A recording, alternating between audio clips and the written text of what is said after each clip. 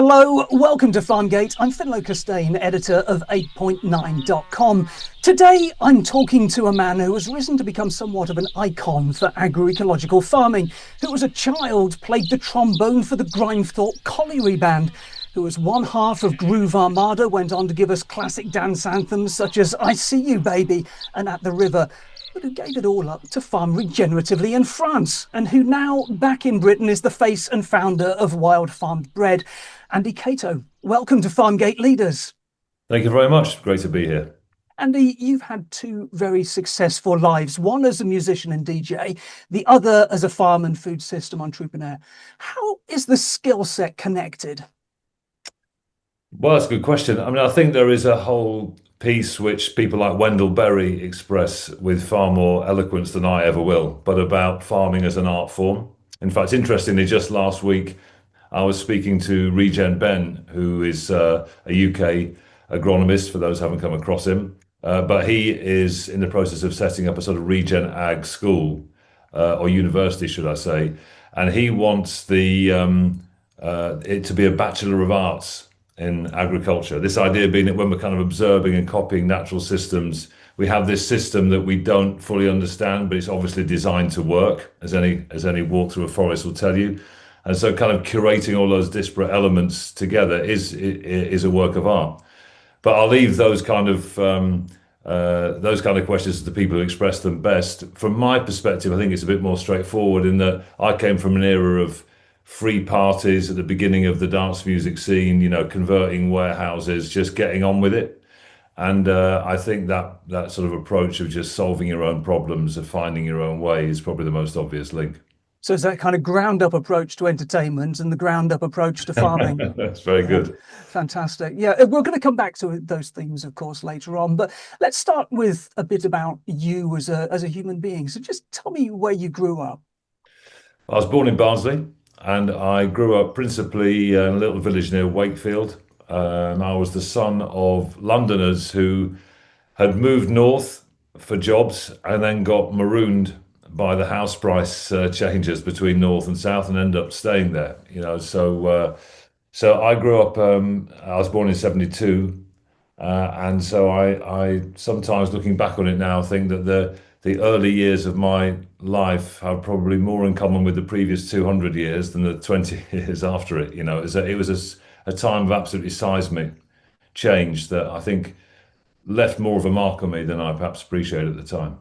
Yeah, you say you were born in 1972. I think you're only 6 months younger than me, and yet somehow you look so much younger. Your dad was a jazz musician as well, I think. But was he a full-time jazz musician, or was that something that he was doing alongside other jobs? No, he played the trombone, and he was always very self-deprecating about how good he was. He was brilliant because ultimately, as a jazz, I played a lot of jazz, and but I understood the chords, and I was always basically playing patterns. Whereas my dad had that very rare gift to be able to play what you can whistle, and he never fully appreciated how good he was. But his trombone background came from the Salvation Army. So he was playing in the Salvation Army band during the Blitz. I mean, it's amazing kind of how this stuff is just a generation away. Running home after band practice to the tinkling of anti-aircraft shells. I mean, it's incredible, really. And so that sort of love of trombone and the spine-tingling sound of brass bands was something that I just played in loads of brass bands when I was younger. And then there was a real switch when an absolutely remarkable man called John Ellis, who I'd like to mention because he's not very well at the moment, but in one of the hollowed out mining villages of South Yorkshire, of which there was any number, he, in this knackered old comprehensive school on a Wednesday night, curated this incredible sort of unleashing of youthful talent from people who frankly otherwise would have been hanging around at the bus stop up to no good. And he turned these kids, of which I was lucky enough to be one, into jazz players who were so good they got banned from entering the National Youth Music Competition because they won every time, and it was thanks to him that I ended up quite young, probably 15, 16, standing outside a jazz club late at night in a little side alley with my battered up trombone case, just thinking, I'm never going to starve so long as I've got this instrument with me.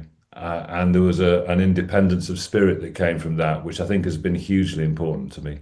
There's always one teacher, isn't there? One teacher, and sometimes more, but one teacher that really makes the difference. And it sounds like, that chap was just phenomenal, made such a difference to people's lives. Now, you spent some time with the Grimethorpe Colliery Band, which was, of course, made famous in the film Brassed Off. How did that happen? And were you around at the time of Brassed Off? So I was. It was actually there was an amazing teacher who lived in one of the terraced houses opposite the pit. And it was him who took me down to this porter cabin where they were rehearsing at the time, and just, I mean, the sound in that room, I will never forget it. So, but around the time of the miners' strike, I would have been 12, 13, and so we'd go through go past the picket lines every day, and my dad. He's from, I said London, he's actually from Gravesend, and his dad was caught up in the general strike, and they lost their house because of unaffordable doctor's bills, and he was harvesting acorns to make soup for the kids. And so I think the combination of our family background, and what I went through, I didn't go through anything, it was all fine for me, but what I lived through and witnessed rather during that time, has at the time you just get on with it, don't you? But when you get to this age and reflect a bit more, it's made a real mark on my view of the world, and I think what I'm trying to do with my life while I'm here.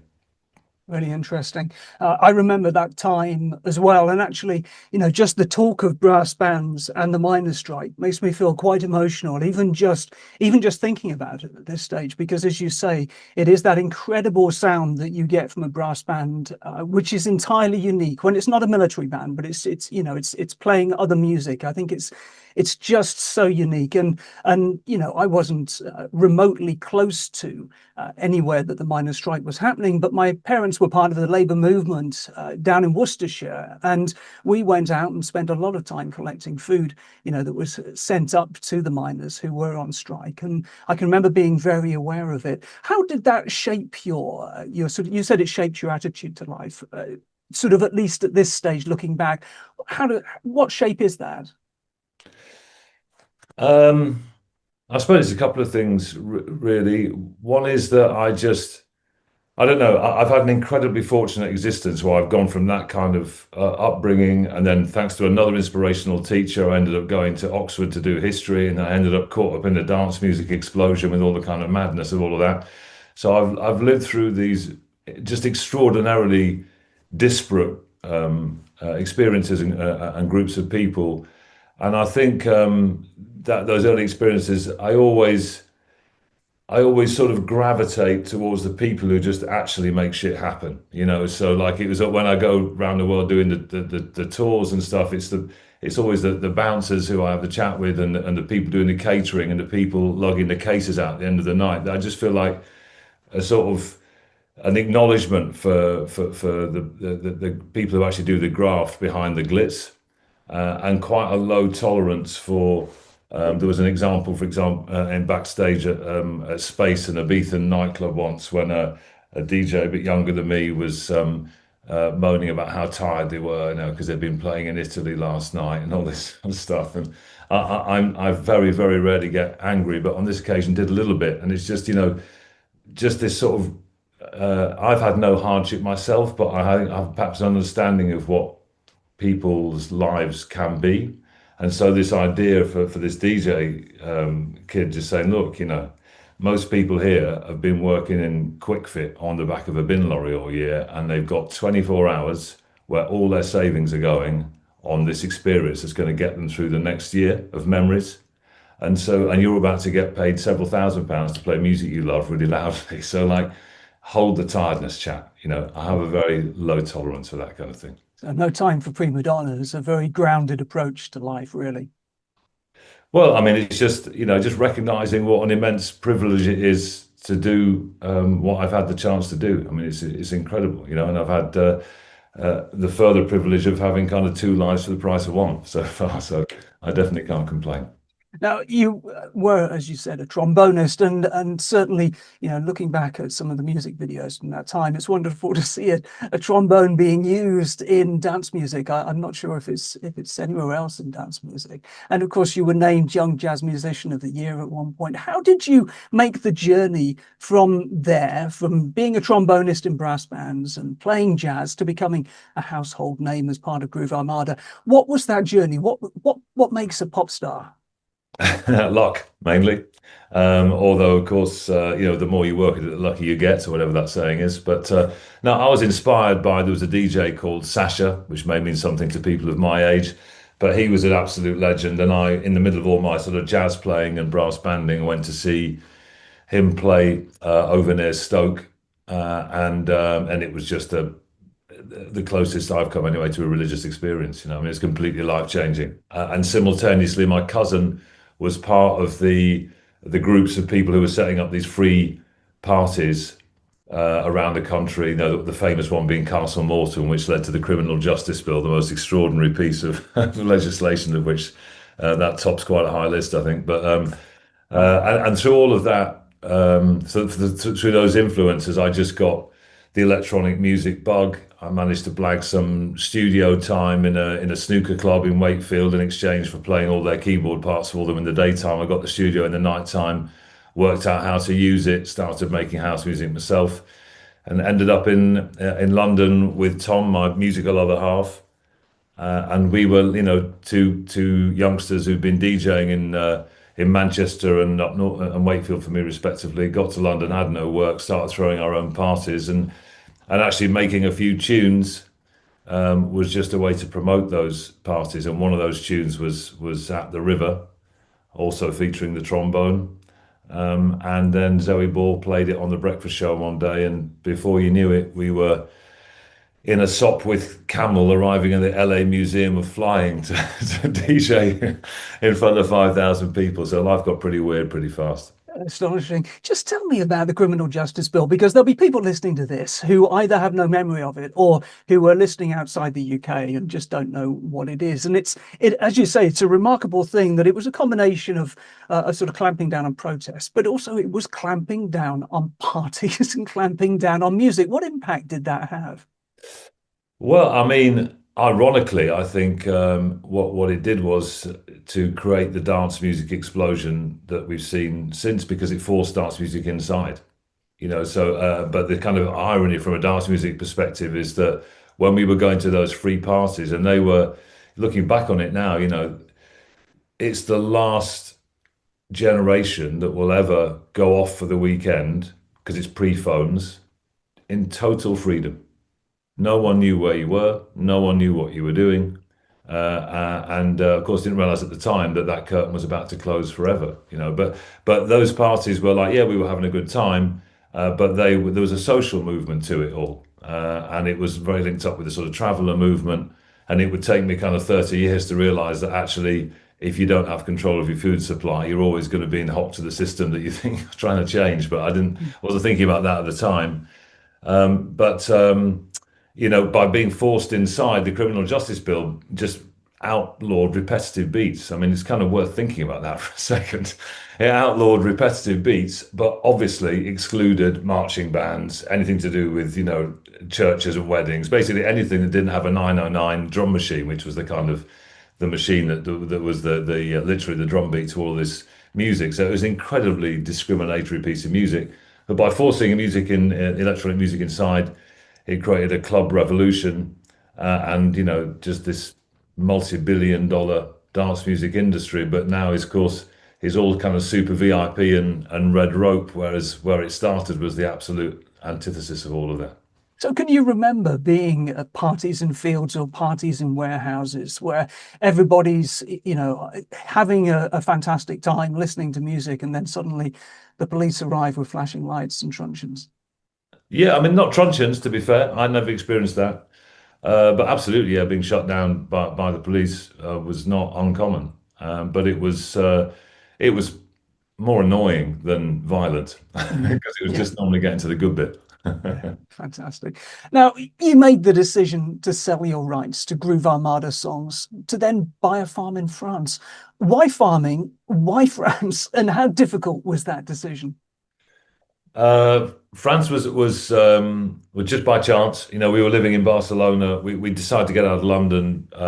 Well, I mean, this story is probably too long to go into in detail, but we'd ended up living on a boat because I was looking to buy a studio, and someone had advertised this old Dutch barge, and they'd written could be used as a studio in the advert. So, ended up on this Dutch barge. We both did our coastal skipper courses so we could sail over the channel, went into the French canals, lived on a boat for a while.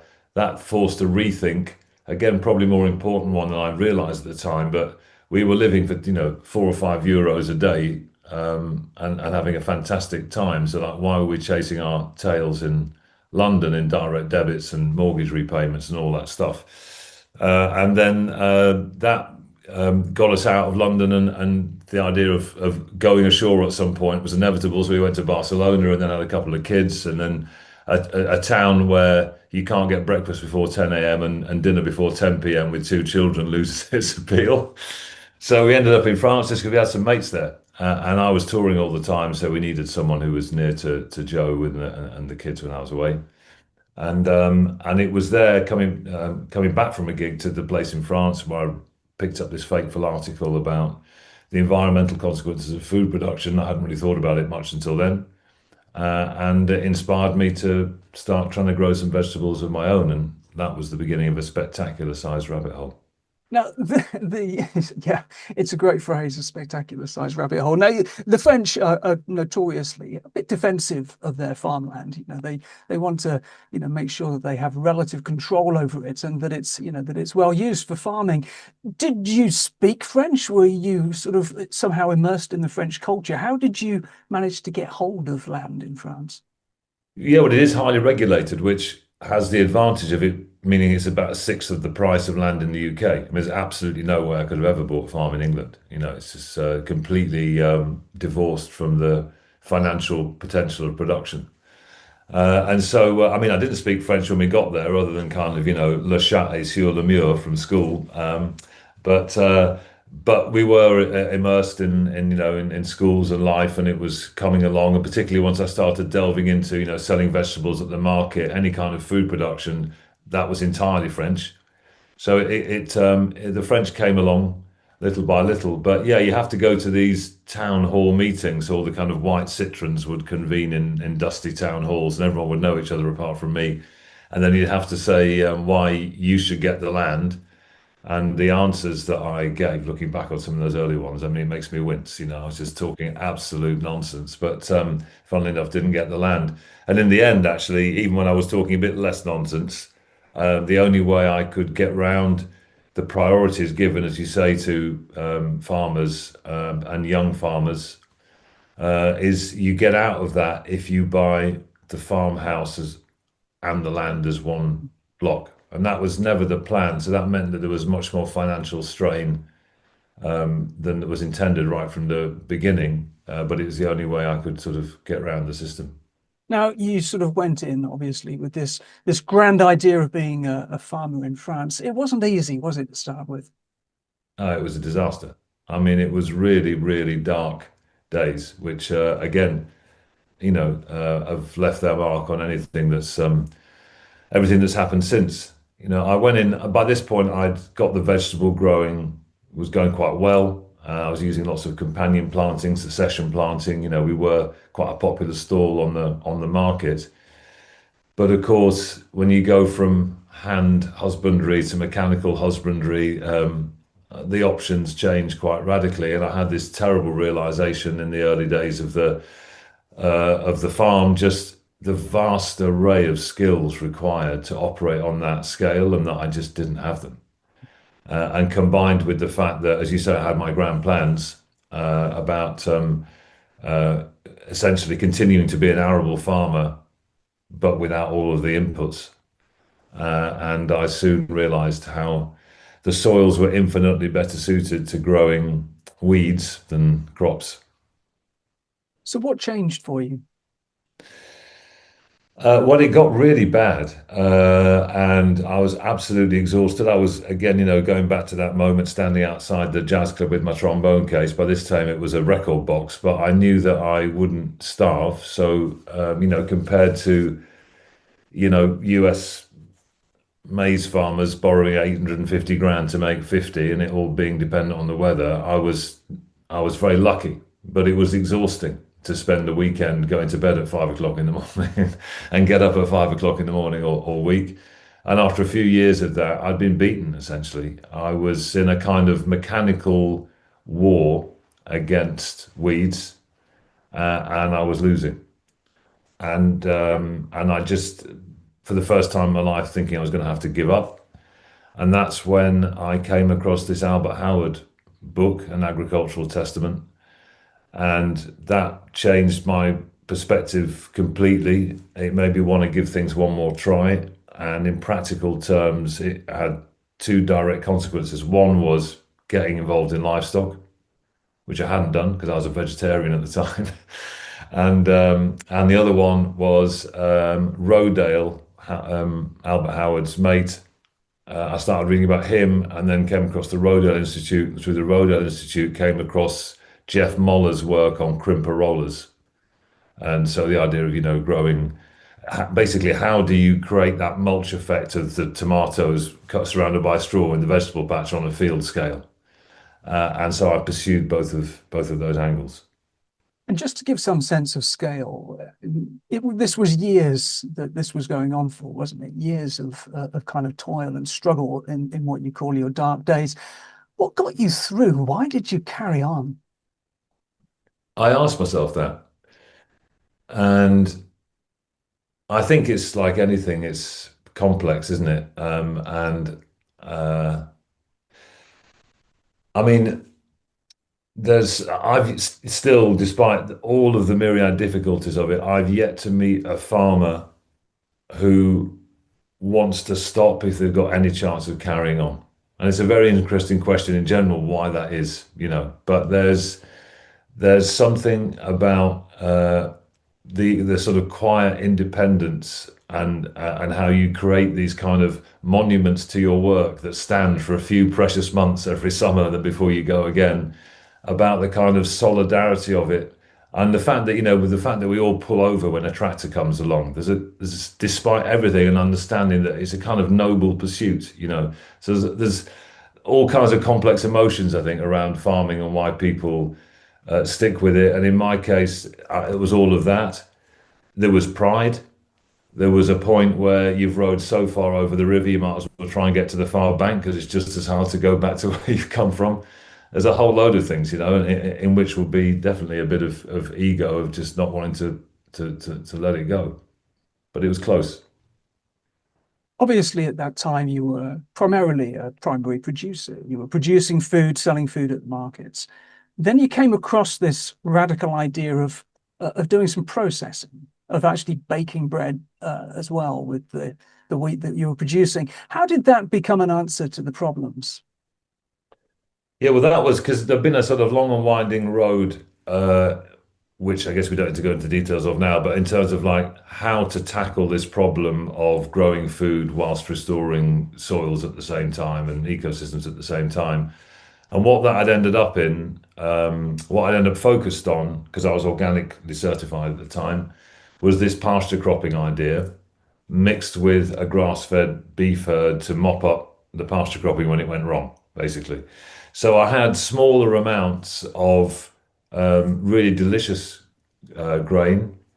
And when I went to sell it, I was just struck by the fact that the only measure was weight.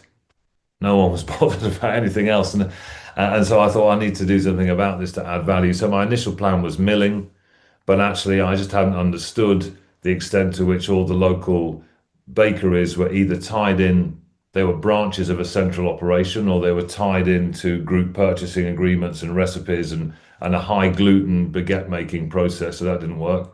And so again, it was just kind of like economic crisis once again that pushed me the next step towards trying to turn this into bread. But obviously, very, very glad that it did, because what emerged from that was again through various mishaps and missteps. But we eventually got to the point of making bread for the local schools, for a local shop. And all of a sudden, there was this collaborative community of customers and the farm, just in mutual support. And that was a game changer of an idea for all sorts of reasons. Now, again, the French are famous for their bread, aren't they? Baguettes and croissants and pain au chocolat and all the rest of it. You know, it's an institution. How did your bread get through? What do you think it was about your bread that you managed to persuade people to buy yours? Um, I think it was a combination of things. I think it was that it was a small community, so word of mouth is important, and so I gave it to people who were having difficulty digesting. They stopped eating bread because they weren't getting on with it. They're not celiac, but just digestive discomfort, and they loved it.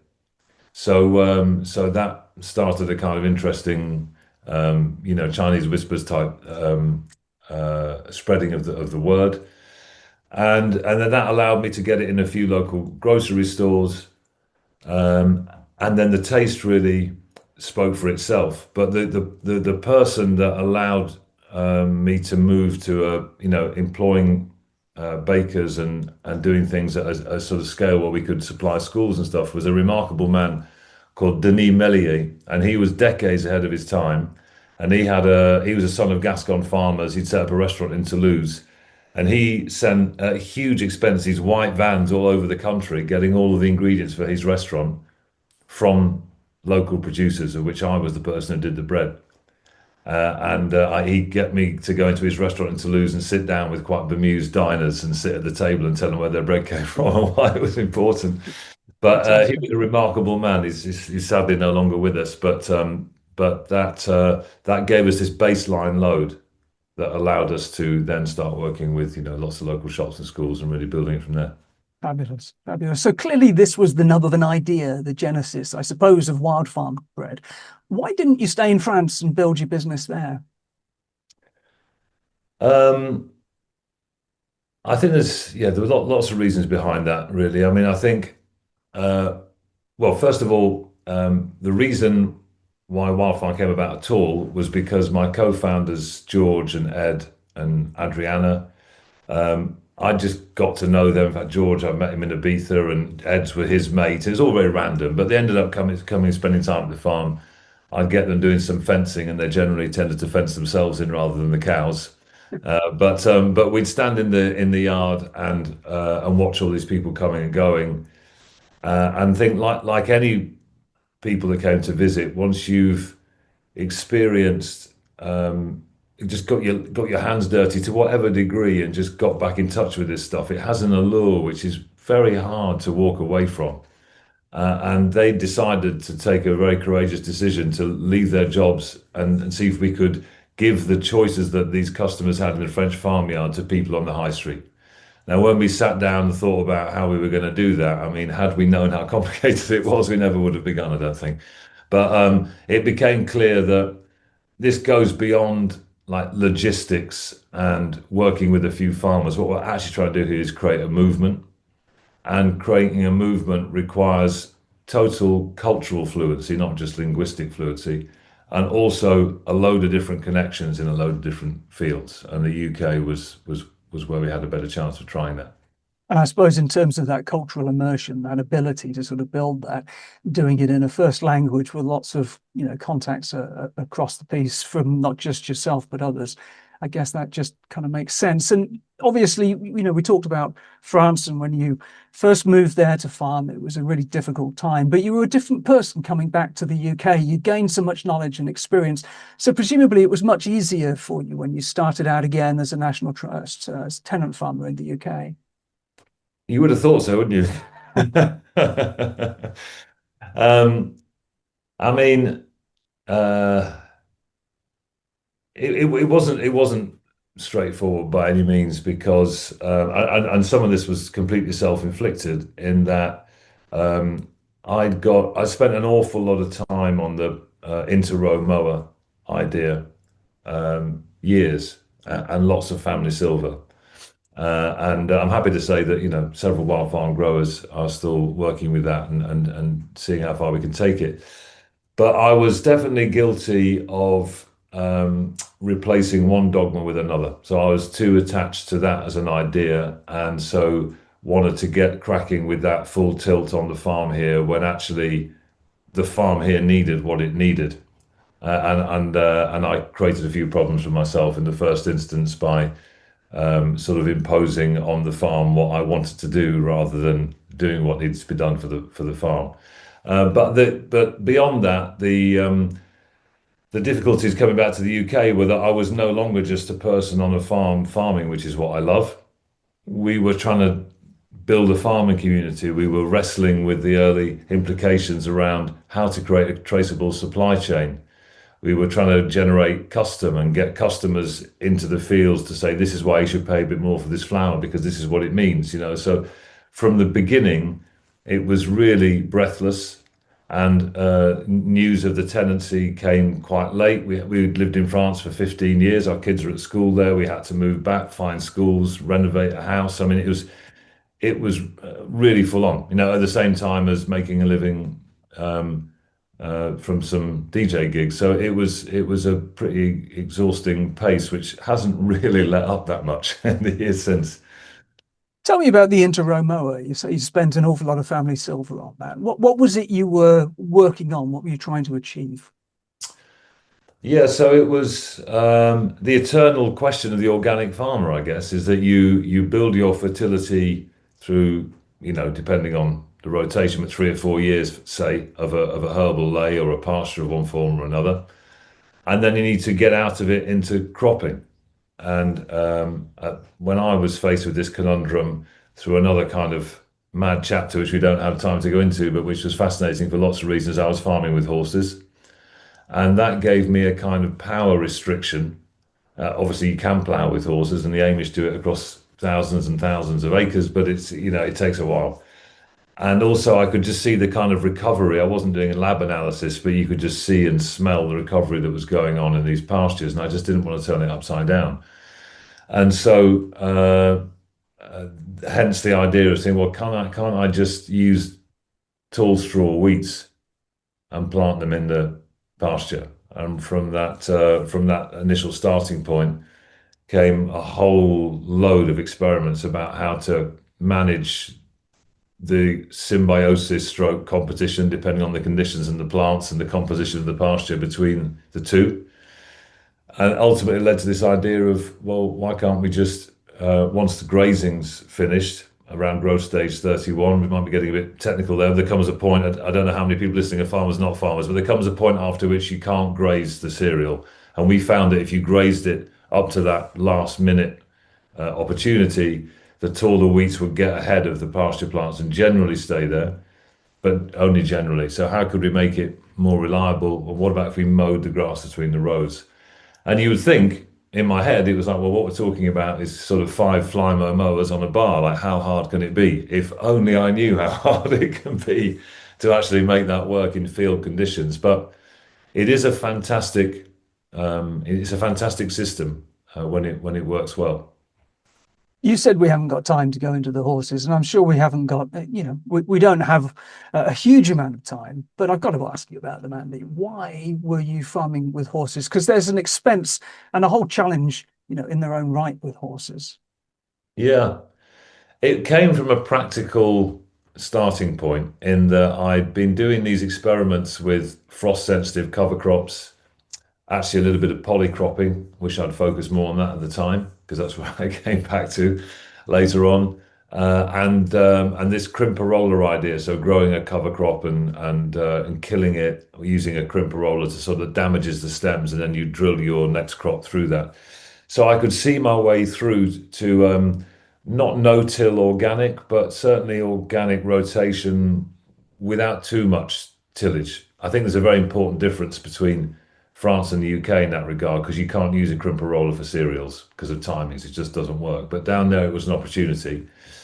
And but the problem was that the soil was so knackered and just very heavy, sticky clay on its way back, but slowly, that even just a couple of operations in the field, I'd end up with these wheelings and then end up cultivating and just go around in circles. So it was like, how can I be lighter on the land? And I'd be looking at all kinds of like smaller tractors and all this sort of bits and pieces. And then came across these quite mechanized Amish horse-drawn farming operations. I'd never ridden a horse in my life, but my mate Thierry, who was helping me on the farm, he was an expert horseman. So that made it feel potentially possible. And we went to see the Amish, Pennsylvania, and came back and thought we could do this. And so we did. And it was a very, very long process. They were horses that were being raised for meat. So I was just the assistant in this because I knew nothing about it at the beginning, but I was helping Thierry to train them. But we ended up, who would have thought it, on these beautiful misty mornings, getting three or four horses in harness and going off down to the fields. And those moments when I was confident enough to be left alone, and it was just the smell of the horses and the chinking of the chains, and they were some of the happiest moments of my life. Fantastic. So genuine horsepower that's being used there. None of this mechanized nonsense. It's really interesting. And of course, going across to Pennsylvania with the Amish, I don't suppose you came across John Kempf when you were there. I wish I had done. It would have saved me a lot of grief. Now, companion cropping. Sorry, I'm just going to do that link again, Andy. Now, thinking then about Wildfarmed itself, what is it that you would say defines the Wildfarmed approach? I think that's evolved, but the fundamental premise hasn't changed. And the question was, as we alluded to earlier on, those customers that were coming to the French bakery, they had agency, and they were using their food choices either because they just liked the taste, or because of the nature on the farm, or because they wanted to feel they were part of the climate solution rather than part of the climate problem. Whatever it was, they had that choice. In the same way that those people lucky enough to get a Dalesford veg box have that choice. But most people on the high street never have that choice. So how can we make this work for the greatest number of farmers? And how can we make this the choice for the greatest number of people? So that premise hasn't changed. We've learned so much that how best to do that is constantly evolving, but that's what we're trying to achieve.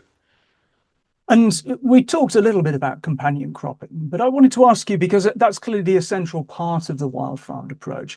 But of course, most farm machinery isn't developed in that way. Is that where the inter-row mower comes in, or is it a different machinery that you're using now to approach that challenge? Yeah, I mean, again, it's a sort of hard lesson in avoiding dogma, really, insofar as so the inter-row mower came from this idea of trying to maintain the benefits of perennial plants whilst growing your annual wheat crop or oat crop or whatever it is, and that's how I saw it at the beginning. And I'd gone a very, very, very long way down the road to refining this mower and getting the GPS to work within an inch and all the other million variables to make this work. When I came across Christine Jones, and Dr. Christine Jones, those that don't know, is an amazing Australian soil scientist, and she's done all kinds of work. But a real key message of hers is around plant diversity. And so when you have these plants from different families growing together, it creates an explosion of life and ultimately of abundance. So when I came across her work, this was a real light bulb moment, but a difficult light bulb, because I realized that I thought that the pastures in France were recovering so much more quickly than my mulched crimperola arable crops, for example, because they were perennial. And then I suddenly realized that there's a bit of that, but actually it's mainly because they were diverse. And so if plant diversity is the key, then how can we make that as accessible to farmers as possible? If diversity is the key rather than perennial versus annual, then we don't need the inter-row mower. We don't need necessarily do the perennial bit between the rows. There are advantages to it, and some people are pursuing very interesting ideas with it. But in terms of like, let's get to first base at scale, companion crops, such as wheat and beans, wheat and lucerne, whatever it might be, barley and pea, are a much easier way of harnessing this diversity principle, which seems to be the main driver of soil recovery. And so then when I got onto that line of thinking, I was all set up to do everything in strips, including my seed drill, twin tank strips, all the rest of it. And then realized that certainly in the case of wheat and beans, barley and pea, and so on, you just put them all in the same tank and it's fine. In fact, it's more than fine, it's better. And so there came a point where I just had to accept that actually we can do this a whole lot easier. So this isn't planting in strips. This is fully integrated with these various different crops, sort of in amongst each other. How do you harvest that then? Well, the criteria for any sort of combination are seeds of a size that can be separated easily. So you wouldn't want to do, wheat and rye, for example, and crops that will mature roughly around the same time. There's a very interesting thing that happens, and I'm not going to give you the biological explanation because I can't quite remember it, but which means that if you're starting with things that mature at roughly the same time, then they will tend to synchronize when they're next to each other, which is quite interesting to watch. But you do need to start from roughly the right point. And you can also decide that you're going to favor the thing that you're harvesting. So if you're doing barley and pea and the focus is the barley, you might accept that you're going to shed a few peas, but they'll form part of your next cover crop, so it doesn't matter. But the actual mechanical harvesting of them is easy. It just is a standard setup. So you're harvesting the crops together and then separating the seeds from each other after the fact. Yeah, exactly. So, and it's very old, straightforward technology. I mean, there's new ways of doing it with color sorters and all the rest of it. The challenge around it is cost, and actually less the separation, but simply the fact that every time you put grain down and pick it up again, it costs you a lot of money. And our focus is trying to either get money to farmers or make this more accessible to customers, and we want to minimize what we lose in the middle. So that's a challenge. And why does it cost money every time you pick it up and down? That's not simply a labor cost. Yeah, it's just anything logistical, any movement of any kind. Someone's got to do it, and you're using storage facilities and people, and so all of that comes with a cost, and can quite quickly become a very significant cost relative to the price of the grains. Now, I want to ask you about technology because I think that you're quite a fan of what technology might be able to achieve. And of course, within regenerative farming, you've got quite a spectrum of thoughts around technology. Those people who really, are kind of quite nervous of the idea of tech taking over, and other people who are much more ready to embrace it. And of course, you grew up with jazz, but developed a sound that integrated electronics and tech. And so I wonder if you think the same is possible with farming, that sort of fusion of the old and the new. So I guess the question is, what role do you think that tech can play in delivering nature integrated food production?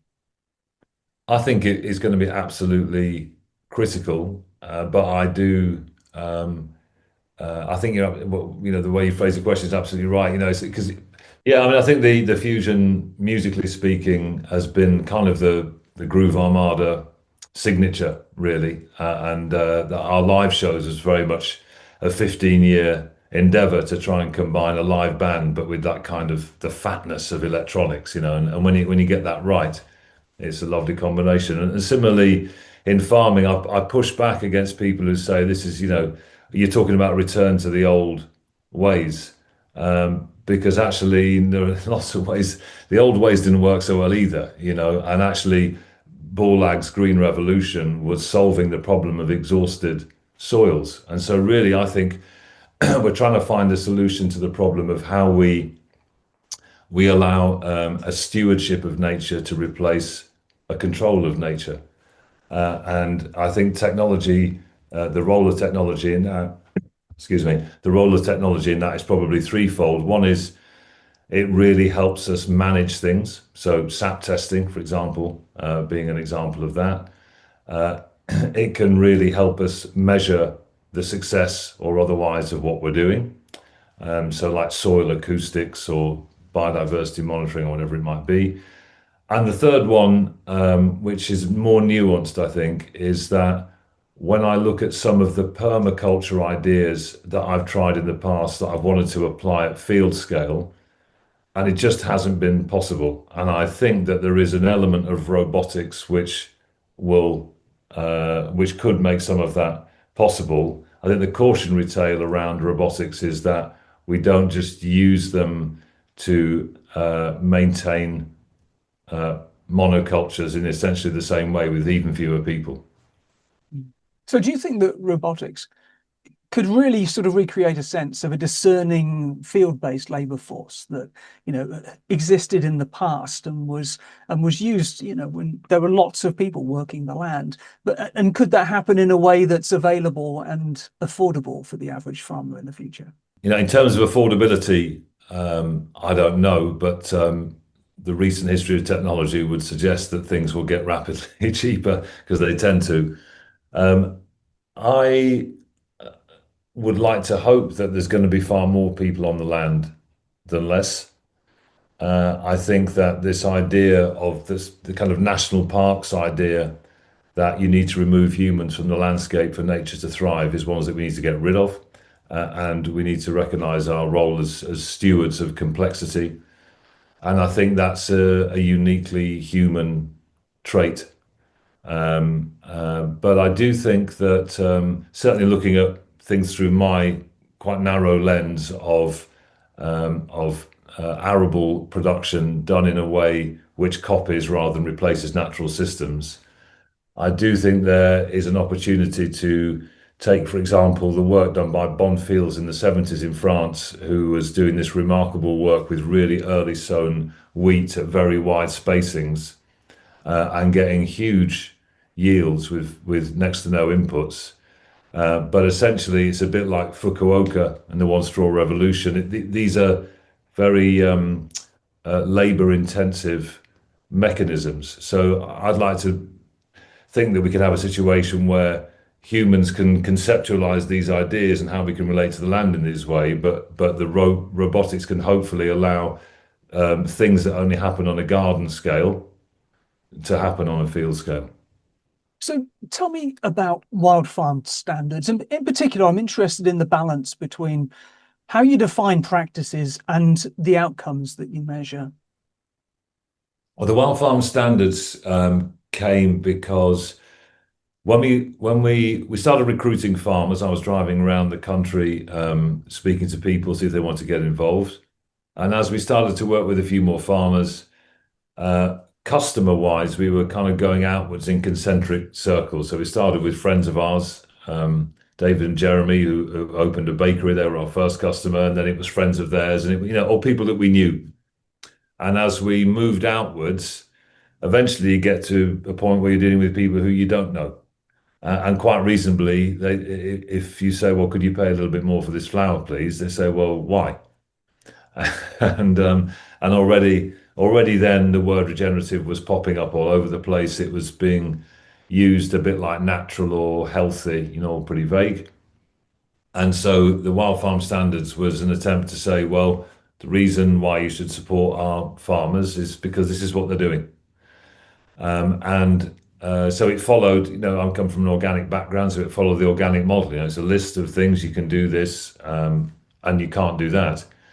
So at the time, and that wasn't that long ago, certainly as far as I was aware, it still very much felt like defining practices was the only way to guarantee certain outcomes.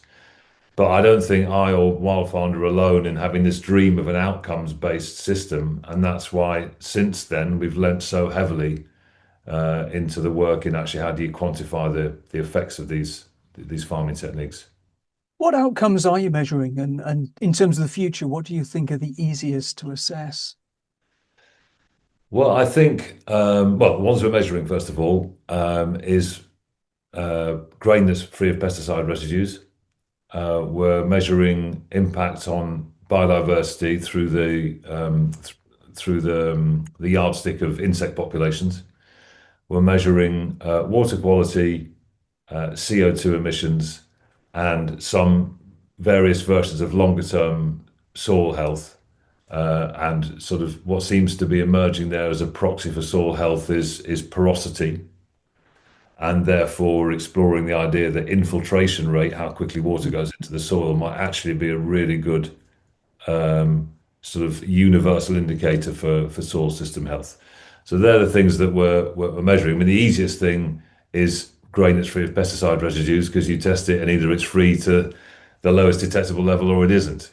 And I think with the other measures, a big sort of step forward for us in the context of trying to support food producing farmers going on a deep dive on part of their farm to try and be supported to try something new in the context of, the financial plight that we know most farmers are in terms of debt and risk and wild weather and on the list goes, is that around nature, for example, it was all about really expensive baselines, 20 grand baseline, and then employing ecologists and then coming back in 10 years. And it's just out of the realms of possibility for certainly tenant farmers like me. And what struck me was that when we used to have school visits on the farm in France, next to me was a farm growing soybeans and wheat. And once we got the cows involved in the pastures and so forth, we would send the kids off to the neighbouring field just over the hedge and say, okay, anyone who can find a worm, free run of the pan au chocolat, safe in the knowledge that they wouldn't. And then it would be, okay, go and find anything that moves. And generally speaking, they wouldn't. And then they'd come back to the pastures and then it would all be full of life. And so that led to this idea of, well, hang on a minute. When you change an ecosystem, even an annual ecosystem, the response, amazingly, from nature and from insects is so rapid that actually we need to be doing relative measures. So whenever we put a monitor in a wild farm field, we find the nearest conventional field, and let's look at the difference between those two, because that then means that it might be a wet year, it might be a dry year, it might be this, it might be that, but you've dealt with all those variables, and within the context of the weather of that year, you can see what the shift is. And as soon as we got into this idea of relative measures, it makes the impact of arable cropping, and of course you could apply the same to horticulture or grassland or whatever, but much easier to measure. Now, Wildfarmed has this fantastic, innovative relationship with water companies now, which is remarkable because it's genuinely delivering what are essentially maintenance, nature-based payments from the private sector, alongside payments from government and payments, from yourselves. And of course, this is always the holy grail, but it hasn't really been happening, in a very widespread way until now. Do you think that this approach can be replicated for regenerative farmers nationwide, across the board, not just for wild farm farmers? And do you think that there are other natural capital elements that can be routinely monetized from private markets in a similar way to the way that you've managed to get the water companies to pay up? Well, it's critical that we make this happen. I think it's an absolute, if we're going to scale what we want to scale, then we have to make this happen. And again, it brings us back to outcomes, because what you can measure, you can value. And so, whether it's a customer in Tesco or in a big food business, they're not, if I said, well, I grew my wheat with a companion crop, well, they're not really bothered about that. But if I tell them, which was the case last year in wild farm fields, and there were 4 times as many bees in there and twice the insect biomass, well, that's different. So first, I think we've got to have the data, and so that we can then try and put a value to the data. And the critical bit of that is making the data capture easy for farmers and scalable. So, for example, for the last, I think it's 2 or 3 years, we've been working with Bristol University, and they've been using pan traps, so bowls that insects fall into. Then students count the insects and identify them. This year, we're correlating those pan traps with an AI device that listens to insect wing beats. Or similarly, we're correlating some SAP results to a satellite that measures nitrogen flow. So just trying to how can we make this actually achievable and scalable? So then we've got the data.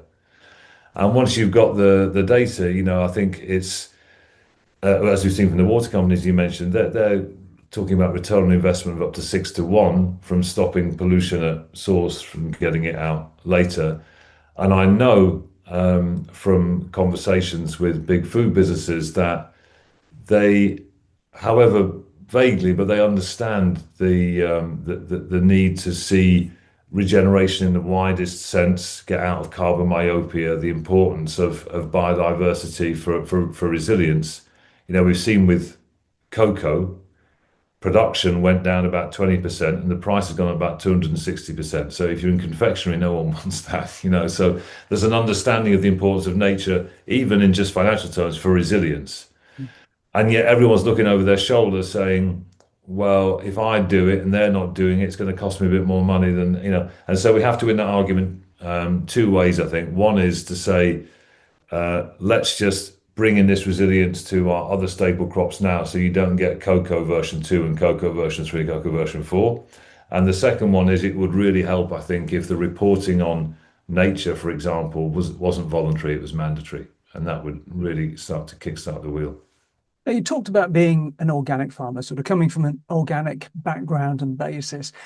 And of course, interest in organic food surged in the 90s, but since the year 2000, even though the value of the market's grown, its impact hasn't scaled. There were around 500,000 hectares being farmed organically then, and it's still roughly the same now. The market share is still well under 2%. Now, regenerative food is the big hope for addressing the ecological crisis while ensuring food and nutritional security.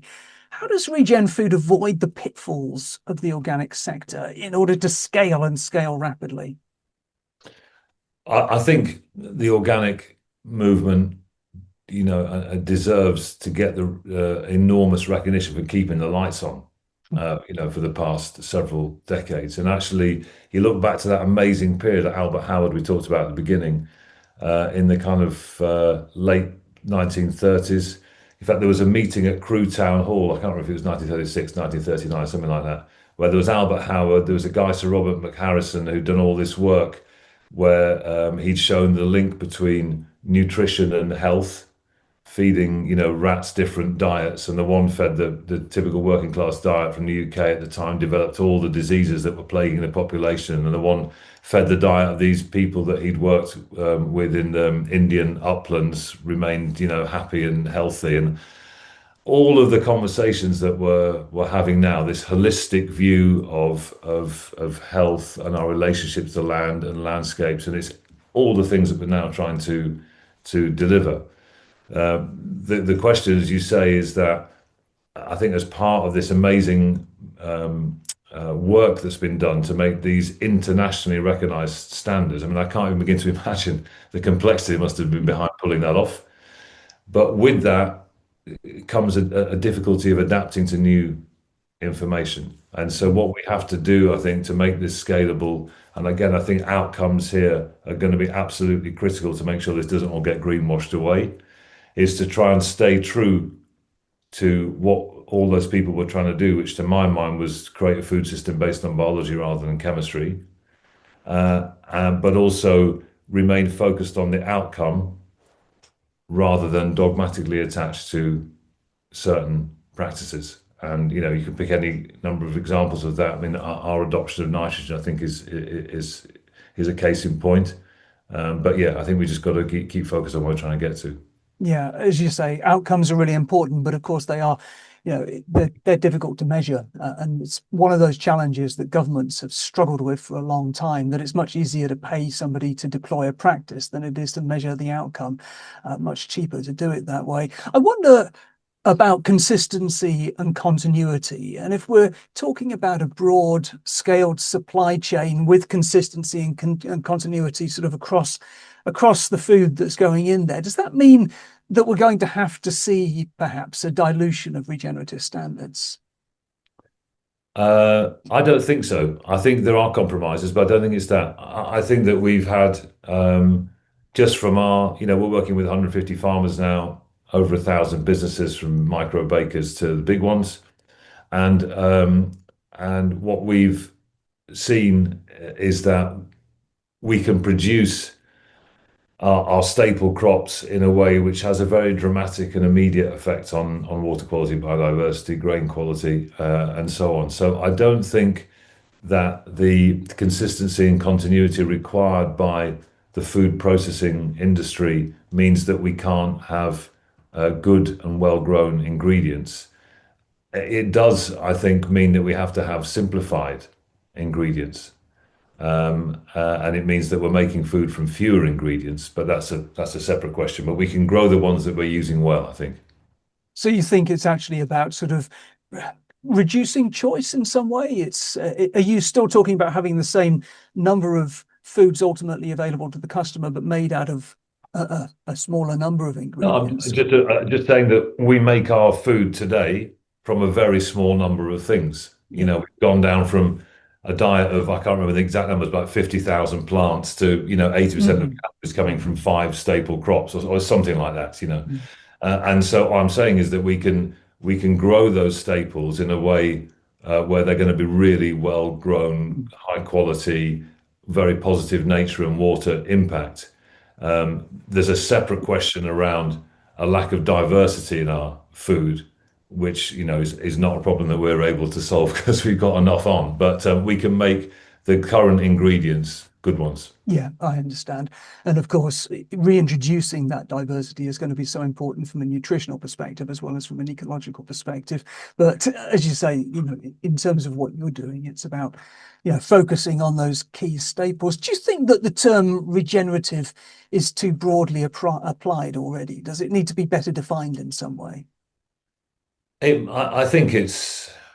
I think there's two bits. I think it must be very, very confusing for for even customers who are really interested in all this stuff, given what wild farm farmers are doing versus what some other people using the same word are doing. It's a wildly different approach. And so again, without sounding like a scratch record, I think being coming back to outcomes and perhaps being required to report not on your intentions, not on whether you've been on a course or you're going to pay for your farmers to do this or that, but like what happened, what was the outcome, might help simplify things for customers because I don't think defining practices is going to get us anywhere because it's just moving too fast.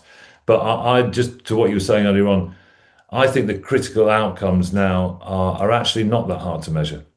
And there will be lost nuance for sure, but like really important headline indicators aren't that hard to measure. And I think we need to start doing that and reporting on that. And that would be a great way of people being informed in a very easy to understand way.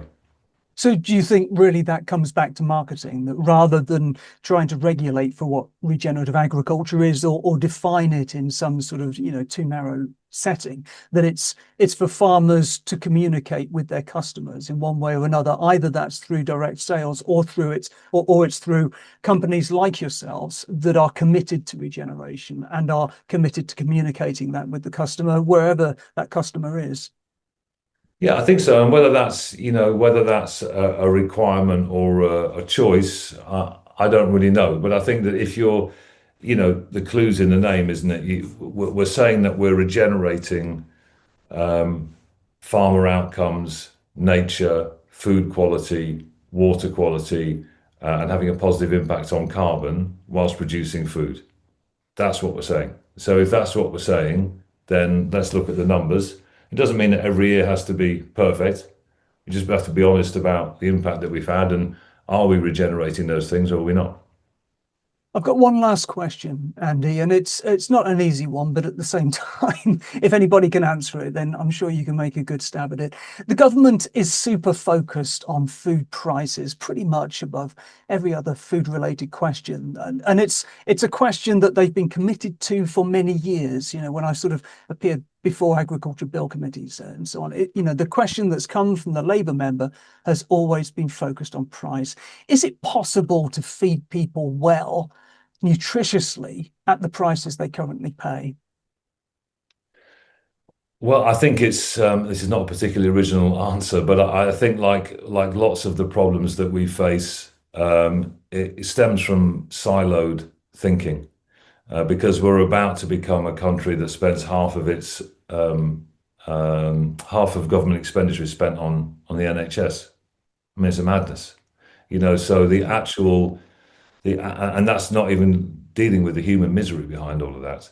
So the actual price of our current food system is completely unaffordable, and we just have to win this holistic argument that says if you want to deal with flooding, we'll just pay farmers to increase soil organic carbon by 1%. That's the only affordable way to deal with flooding. That's the only affordable way to deal with resilience.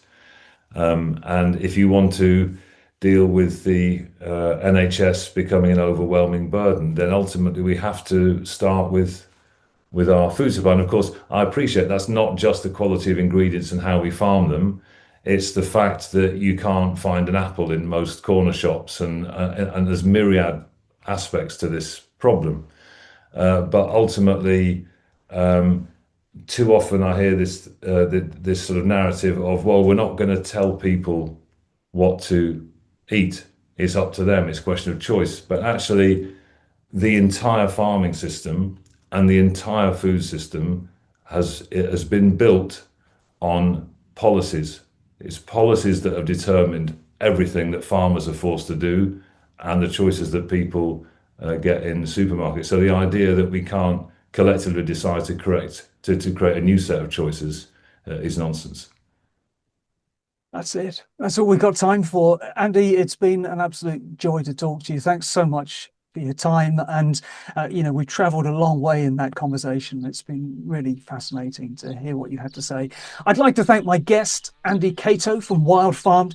If you've enjoyed listening, please come back and listen to more. Tell your friends, like us, review us, and share our links.